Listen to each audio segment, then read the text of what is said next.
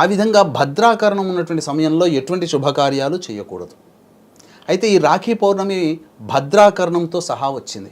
ఎప్పటి వరకు ఉంది? మధ్యాహ్నం 1:38 వరకు ఉందమ్మా భద్రాకరణం. కాబట్టి ఈ సమయం వరకు కూడా మనము కట్టకూడదు. కాబట్టి ఏ సమయంలో కట్టాలి అని అంటే దీనికి ఒక విధానం కూడా ఉందమ్మా.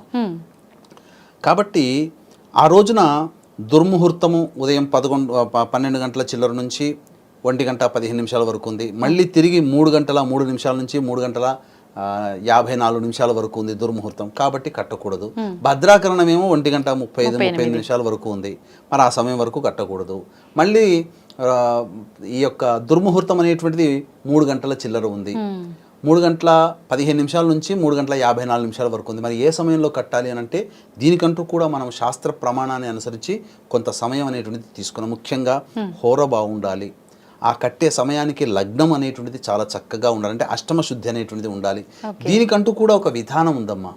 ఆ విధానాన్ని అనుసరించి గనక ఏ సోదరి అయితే, ఏ స్నేహితురాలైతే, ఏ యొక్క గురువైతే, ఏ యొక్క భార్య అయితే తన వాళ్ళకి కడుతుందో వాళ్ళకి ఖచ్చితంగా దైవానుగ్రహం కలుగుతుంది. ధన్యవాదాలు గురుగారు. సర్వం శ్రీ ఉమామహేశ్వర పరబ్రహ్మార్పణమస్తు.